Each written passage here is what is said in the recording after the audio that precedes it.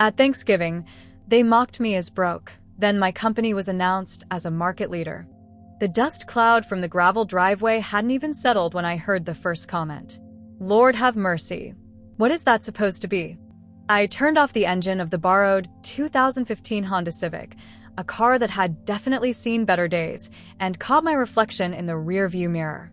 My natural hair was pulled back in a simple bun, and I wore the same black jeans and sweater I'd thrown on that morning. Nothing fancy. Nothing that screamed success.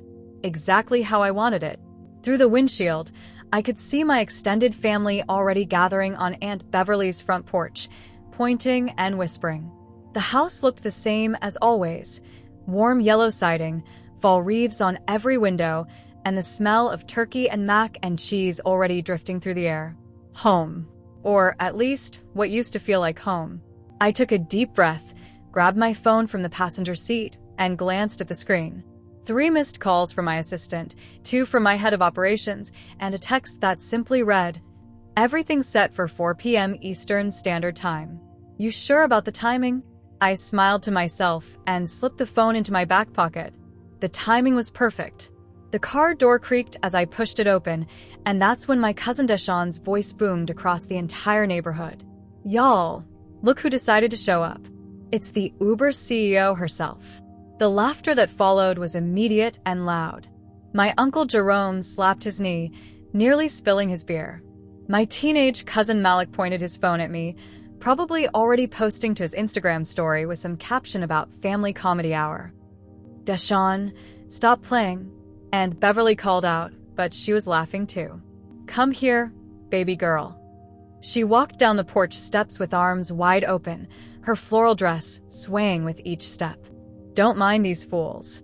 As she wrapped me in her signature hug, the kind that smelled like vanilla perfume and hope, she whispered close to my ear, "Don't you worry none, baby. Your breakthrough is coming. I can feel it." I hugged her back tighter than usual. "I know, Auntie.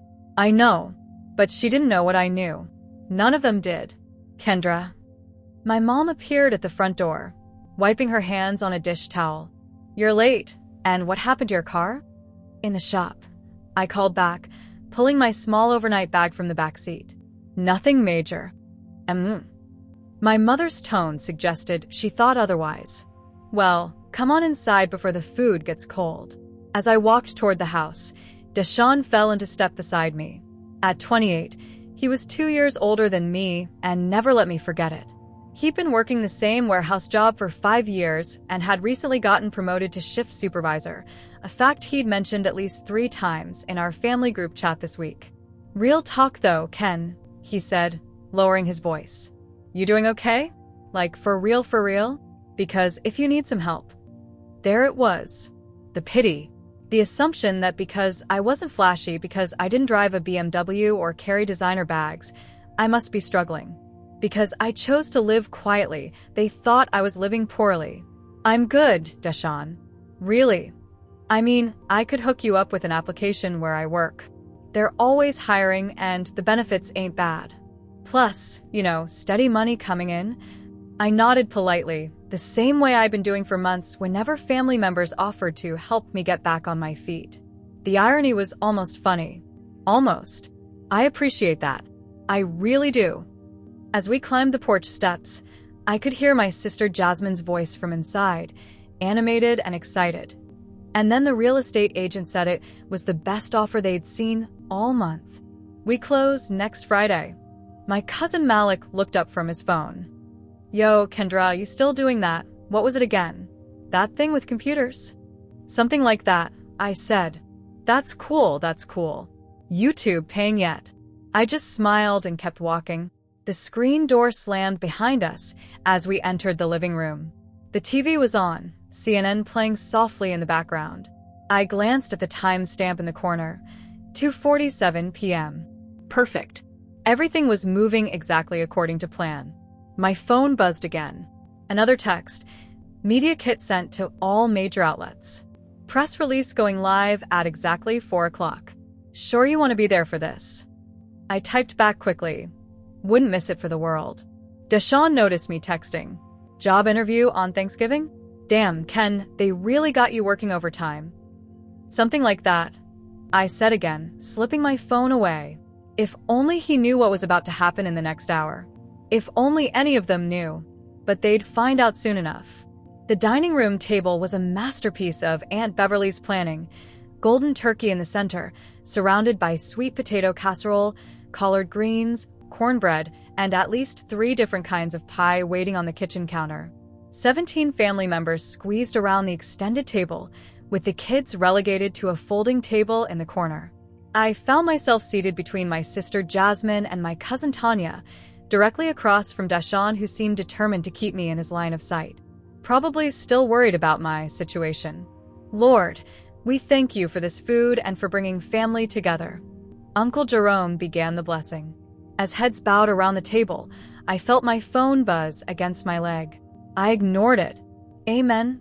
Everyone chorused, and immediately the room erupted into conversation and the clattering of serving spoons. Pass that mac and cheese down here. Deshawn called out, already loading his plate. Auntie Bev, you outdid yourself again. Don't thank me, thank Jasmine. She made that mac and cheese, Aunt Beverly said, beaming. Jasmine practically glowed. It's the recipe from that cooking class I've been taking. You know, the one at that fancy culinary school downtown? Marcus surprised me with the enrollment for our anniversary. Speaking of Marcus, my mom chimed in while spooning greens onto her plate. How's the new house coming along? Oh my God, Mom, it's perfect. Jasmine launched into what had to be her 15th description of their 4-bedroom colonial. The master bathroom has this huge soaking tub, and the kitchen island is literally bigger than most people's entire kitchens. Marcus says we're getting it appraised next month, but the realtor thinks it's already gone up in value. That's what I'm talking about. Deshawn pointed his fork in the air. Building that equity. Y'all young folks doing it right. My cousin Tanya, who worked as a nurse practitioner, jumped in. Speaking of doing it right, guess who just got approved for that loan to open my own practice? The table erupted in congratulations. Tanya had been talking about opening her own clinic for years, and seeing her dreams finally coming together was genuinely beautiful. I smiled and clapped along with everyone else. And get this, Tanya continued, I'm taking the whole family to Jamaica for Christmas. First-class tickets. My treat. First class. My 15-year-old cousin Malik's eyes went wide. Yo, that's fire. Language, his mother warned, but she was smiling too. What about you, Ken? Uncle Jerome turned to me, and suddenly all conversation stopped. What you got going on these days? Still doing that computer thing? The table went quiet except for the soft clinking of forks against plates. I could feel everyone's eyes on me, and I knew exactly what they were thinking. Here comes the awkward part where we pretend Kendra's life isn't falling apart. I've been focused on building, I said simply, cutting into my turkey. Deshawn snorted into his sweet potatoes. Building what? A GoFundMe page. The laughter that followed was uncomfortable, the kind where people aren't sure if they should laugh, but do anyway because someone else started. Deshawn. Aunt Beverly scolded, but her voice was gentle. I'm just saying. Deshawn threw his hands up. Ken been building for like 2 years now. At some point, you gotta have something to show for it, right? My phone buzzed again. And again. I shifted in my seat, trying to ignore it. You know what? My 22-year-old cousin Brianna leaned forward, her voice full of that earnest energy that young people have when they think they're being helpful. Maybe it's time to consider a different approach.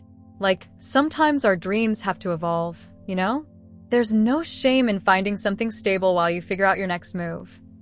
Brianna just got promoted to assistant manager at the bank, my mom added proudly.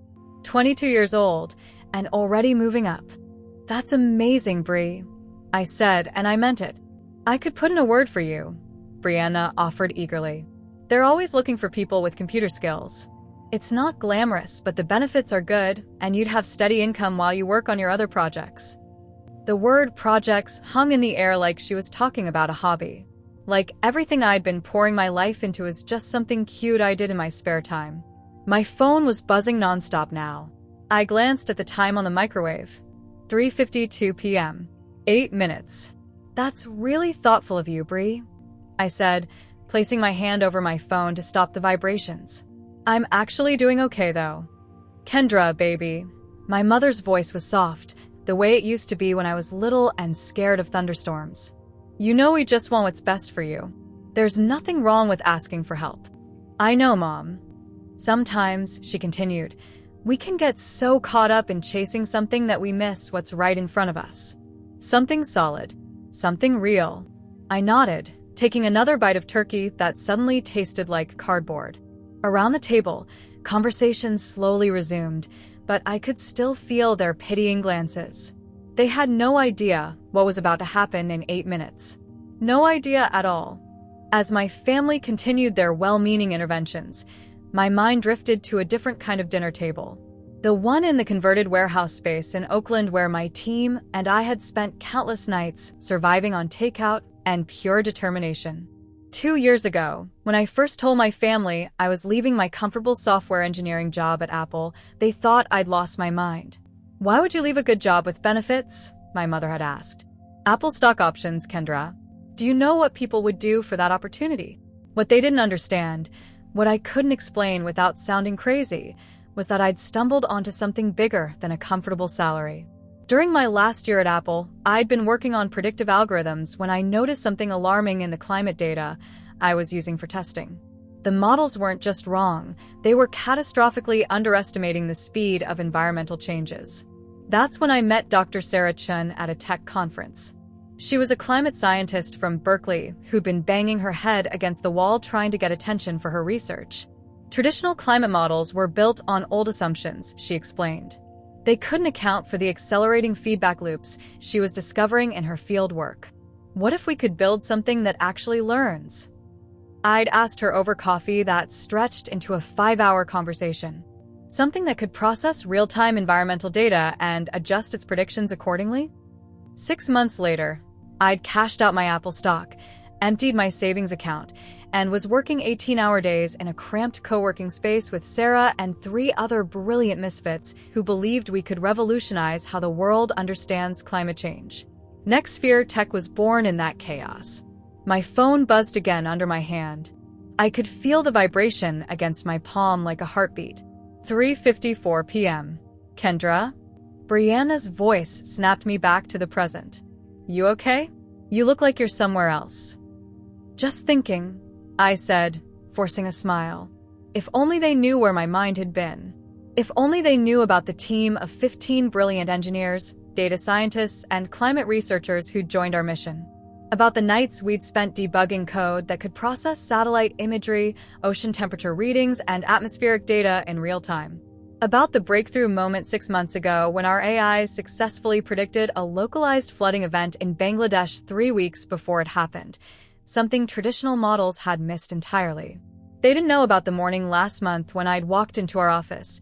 We'd upgraded to an actual office space by then, to find my head of operations, Marcus, not my sister's Marcus, but a former Tesla engineer who'd left his 6-figure job to join us, practically bouncing off the walls. Kendra, you need to see this, he'd said, pointing at his laptop screen.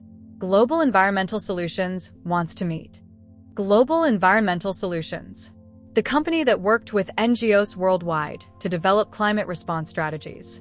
The company that had been using outdated models for decades because nothing better existed. Nothing better had existed. The meeting was surreal. I'd sat in a glass conference room in downtown San Francisco, facing executives who managed budgets larger than some countries' GDP, explaining how our AI could revolutionize everything from disaster preparedness to agricultural planning. Your model predicted the Australian bushfire spread with 94% accuracy, their chief technology officer had said, sliding a folder across the table. Traditional models were at 67%. The licensing deal they offered was worth more than my entire family's net worth combined. But it wasn't about the money, it was about the validation. About knowing that the thing we'd built in that warehouse, surviving on instant ramen and stubborn hope, could actually change the world. My phone was buzzing constantly now. I glanced around the table. Everyone was still talking about sensible things like mortgage rates and vacation plans and 401k contributions. Safe things. Predictable things. The thing is, my mother was saying to Aunt Beverly, Kendra's always been a dreamer. Even as a little girl, she wanted to save the world. But at some point, you have to be realistic about what's possible. I almost laughed. If she only knew how realistic I'd been. How many spreadsheets I'd built projecting revenue and expenses. How many legal documents I'd signed. How many investor meetings I'd taken, carefully selecting partners who understood our mission rather than those who just wanted quick returns. We'd been in stealth mode by choice. Every tech blog wanted to write about us, but we declined interviews. We weren't ready for the spotlight until we had something undeniable to show. Until today. My phone screen lit up with a text from Sarah. T-6 minutes. You still want to be there for this? I typed back. Front row seat.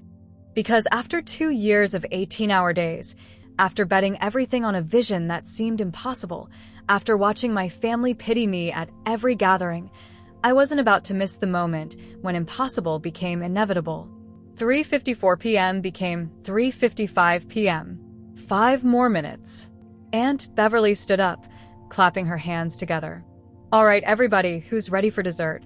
I made sweet potato pie, pecan pie, and Kendra, baby, I made that lemon pound cake you used to love when you were little. Perfect timing. That sounds amazing, Auntie, I said, standing up and grabbing my empty water glass. Let me just get some more water first. As I walked toward the kitchen, I could hear the conversation continuing behind me. Deshawn was telling some story about his supervisor position, probably for the 3rd time today. Jasmine was showing everyone photos of her new house on her phone. Normal Thanksgiving sounds. Normal family dynamics. 3:58 p.m. In the kitchen, I filled my glass slowly, listening to the soft murmur of CNN still playing in the living room. The financial news segment would start in exactly 2 minutes.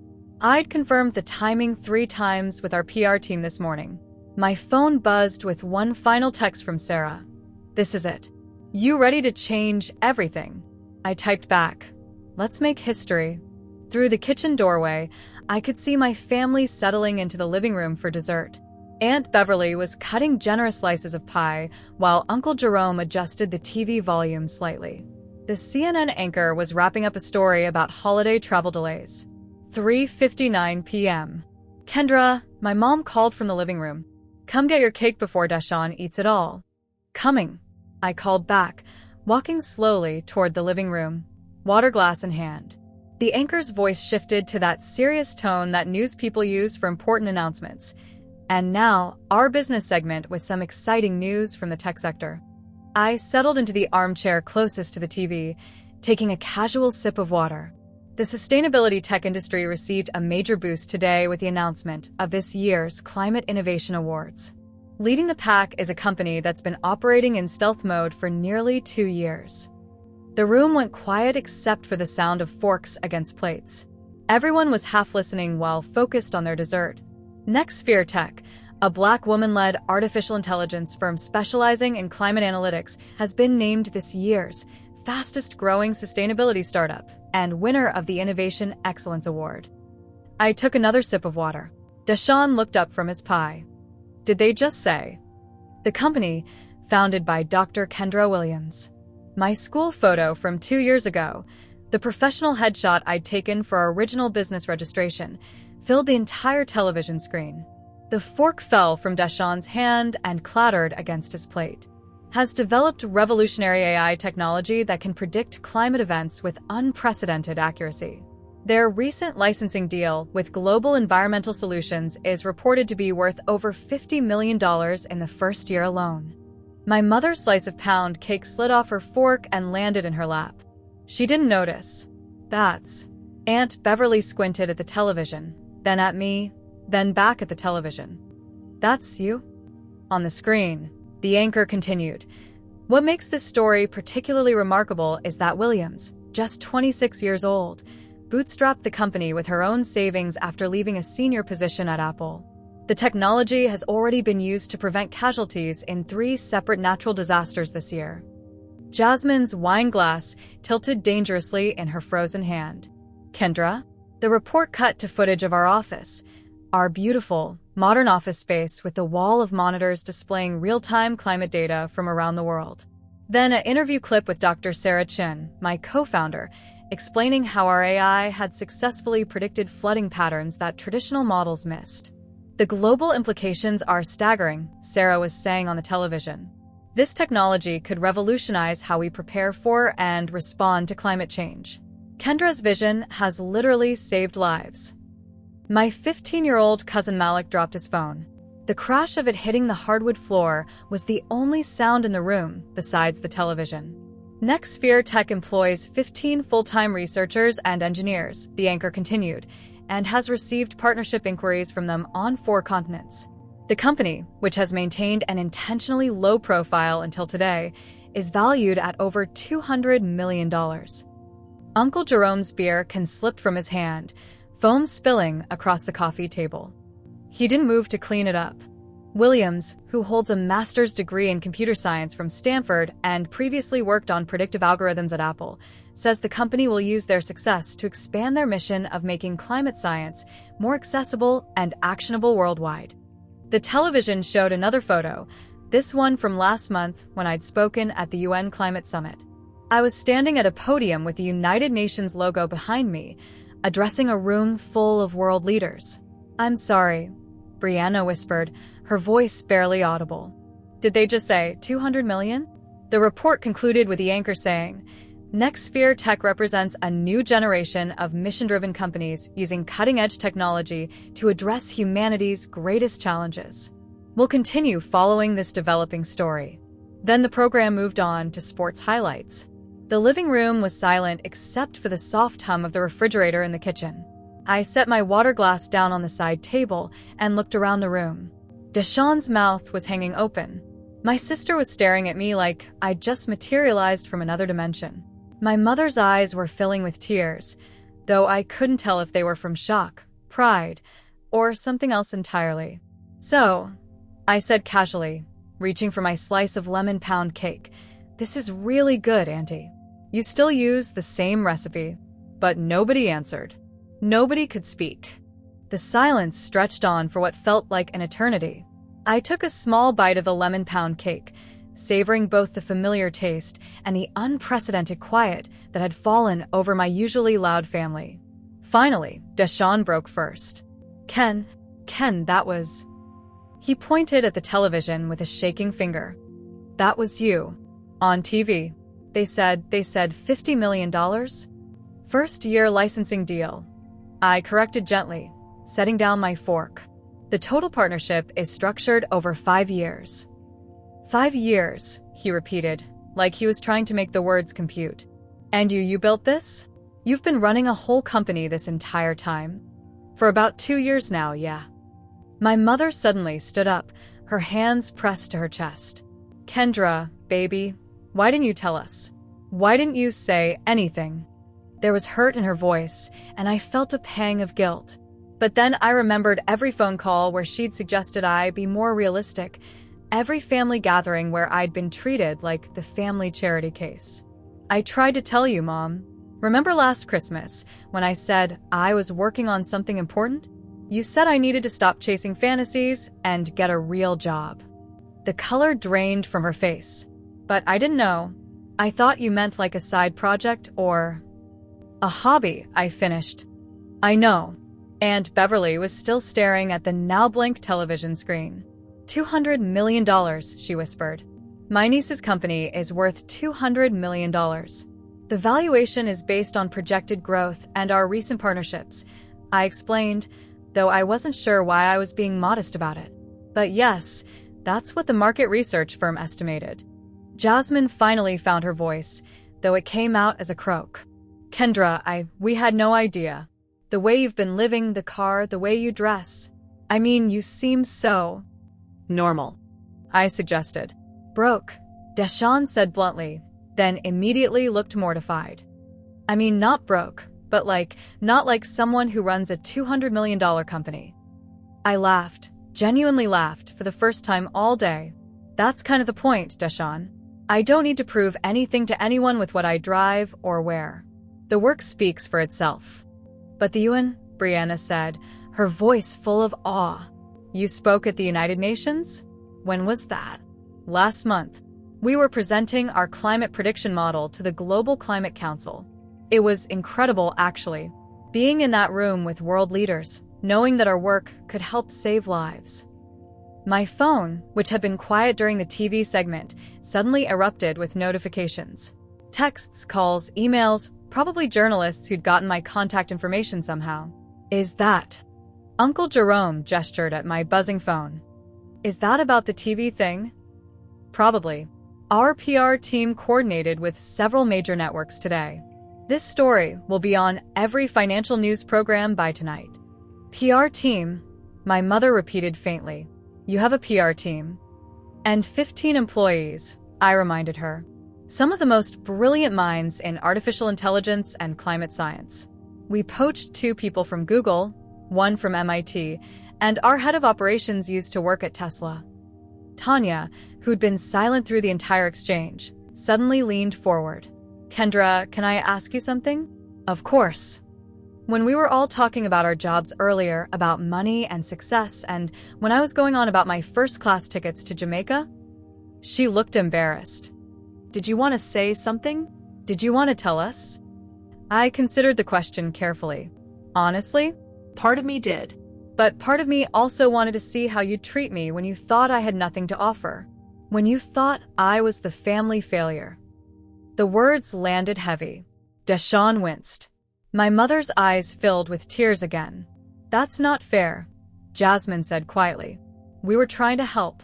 We were worried about you. I know you were, and I appreciate that you care. But there's a difference between being supportive and being pitying, between offering help and assuming someone needs to be rescued. My 15-year-old cousin Malik, who'd been completely silent since dropping his phone, suddenly spoke up. Yo, Kendra. Dr. Williams, can I get an internship? The laughter that followed was nervous, but genuine. Even I smiled. It's still just Kendra, Malik. And we actually do have a summer internship program for high school students interested in environmental science or computer programming. For real. His eyes lit up. For real. Deshawn was shaking his head slowly. I can't believe this. I literally offered you a job application 2 hours ago. A warehouse job. To someone who runs a company that works with the UN. You were trying to be kind, I said, and I meant it. Were we though? My mother asked, her voice small. Or were we being condescending? I finished gently. But I understand why. I haven't exactly been forthcoming about what I've been doing. Brianna was frantically typing on her phone. Oh my God, Kendra, you're already trending on Twitter. #NextSphereTech and #Climate Innovation are like the top topics right now. I glanced at my own phone, which was still buzzing incessantly. Messages from former colleagues at Apple, from investors we'd turned down, from reporters wanting interviews. This is surreal, Aunt Beverly said, looking around the room like she was seeing it for the first time. My dining room. We're sitting in my dining room, and my niece just became famous. Not famous, I corrected. Just visible. There's a difference. But even as I said it, I knew everything was about to change. Not just for my company, but for my relationship with my family. The dynamic had shifted completely in the span of a 3-minute news segment. The question now was, what would we do with this new reality? An hour later, the shock had begun to settle into something more manageable. My family was still processing, still asking questions, but the initial stunned silence had given way to animated conversation. Everyone wanted to know everything about the team, about the technology, about what it felt like to speak at the UN. I answered their questions patiently, but I could feel the energy in the room shifting. The dynamics had changed so completely that none of us quite knew how to navigate it. Where there had been pity, there was now awe. Where there had been condescension, there was now something that felt uncomfortably close to reverence. I should probably start heading out, I said, standing up and beginning to collect the empty dessert plates. It's getting late, and I have some calls to return. Calls to return, my mother repeated, shaking her head. Listen to me talking about my daughter, who has calls to return on Thanksgiving. Mom, please don't make this weird, I said, stacking plates. I'm still the same person I was this morning. Are you though? Jasmine asked, and there was something wistful in her voice. I keep thinking about everything we said earlier, about you needing to be realistic, about finding something stable. You were looking out for me. There's nothing wrong with that. But even as I said it, I knew we'd crossed a line we couldn't uncross. They'd revealed how they really saw me when they thought I was struggling, and I'd revealed that I'd been okay with letting them think it. Both revelations would take time to process.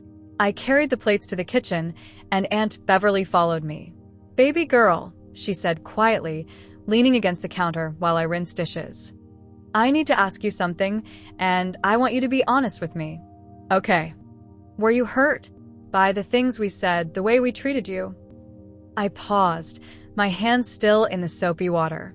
It was a fair question, and she deserved an honest answer. Sometimes, I admitted, but I also understood it.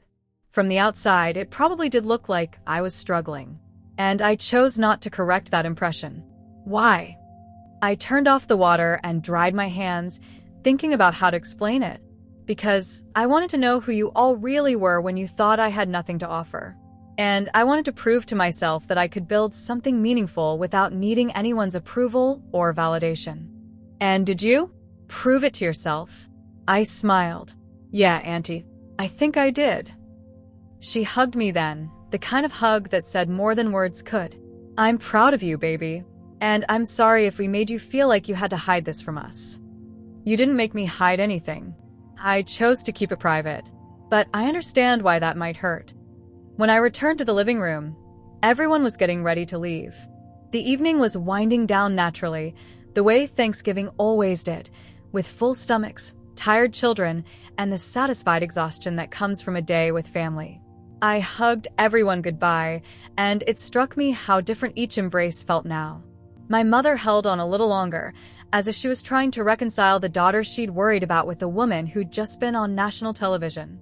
Jasmine squeezed me tight and whispered, "I'm sorry if I made you feel small earlier." Even Uncle Jerome, who'd never been particularly demonstrative, gave me a firm handshake and said, "I always knew you were special, baby girl." But it was Brianna's hug that surprised me most. She was crying a little when she pulled away. "What's wrong?" I asked. "I offered you a job," she said, half laughing, half crying. "I offered you a job at my bank. Like you needed my help to get your life together." "Hey," I said, taking her hands. "You offer me something because you cared about me. That's beautiful, Brie. Don't feel bad about being kind." As I walked toward the door, my phone rang. I glanced at the screen. Sarah Chen. "I should take this," I said, stepping onto the front porch. "Hey, Sarah." "Kendra, did you see the news coverage? We're everywhere. CNN, CNBC, Bloomberg, even the BBC picked up the story." My phone hasn't stopped ringing. I looked back through the screen door at my family, still gathered in the living room, probably talking about me and trying to make sense of everything that had happened. "Yeah, I saw some of it. How are you handling it?" "Are you kidding? This is incredible. We've gotten partnership inquiries from 12 different organizations just in the last hour. The science advisor wants to set up a meeting. Kendra, we did it. We actually did it." I smiled, feeling the weight of the last 2 years settling into something that felt like completion. "Yes, Sarah, we did." I was about to end the call when I heard footsteps behind me. Deshawn was jogging down the porch steps, looking slightly out of breath. "Ken, wait up." I held up a finger to Sarah. "Let me call you back in a few minutes." "Everything okay?" Deshawn asked, glancing at my phone. "Just work stuff. What's up?" He ran his hand over his face, looking embarrassed. "Look, I know this is going to sound crazy after everything that just happened, but I've been thinking about starting my own business. Nothing big, just a side hustle, you know? And I was wondering if you might have any advice or..." I could see what this was costing him, asking for help from the cousin he'd been offering warehouse jobs to just hours earlier. "Of course," I said. "What kind of business?" "Logistics consulting. I've learned a lot about supply chain management at the warehouse, and I think I could help smaller companies optimize their operations." It was actually a solid idea. Deshawn had always been smart. He just hadn't had many opportunities to show it. "That sounds promising." Send me a business plan when you have one, and I'll take a look. Really? His face lit up. And maybe, if it's good enough, maybe you'd consider investing? I paused, considering. Tell you what, Deshawn. Have my assistant schedule a meeting, and we'll discuss it properly. Your assistant, he repeated, grinning. Damn, Ken. You really do have an assistant. Two, actually. And a head of operations and a legal team. I smiled back. But yeah, send me an email, and we'll set something up. I made my way to the dusty Honda Civic, the same car that had prompted jokes and pity just a few hours earlier. As I opened the door, I could hear my family still talking inside, their voices animated with excitement and disbelief. My phone buzzed with a text from my head of operations. Hope your Thanksgiving was memorable. Ready to change the world on Monday? I typed back. More than ready. As I drove away from Aunt Beverly's house, I caught a glimpse of myself in the rearview mirror. Same face, same hair, same simple sweater I'd put on that morning. But something fundamental had shifted. Not just in how my family saw me, but in how I saw myself. I'd spent 2 years building something extraordinary while letting the people closest to me think I was failing. Part of it had been strategic, maintaining privacy during a critical growth phase. But part of it had been fear. Fear that if I told them what I was trying to do and then failed, their pity would be even worse. Now, driving through the familiar streets of my childhood neighborhood in a borrowed car, I realized I'd been protecting myself from the wrong thing. The real risk hadn't been their pity if I failed. The real risk had been missing out on their genuine support and celebration when I succeeded.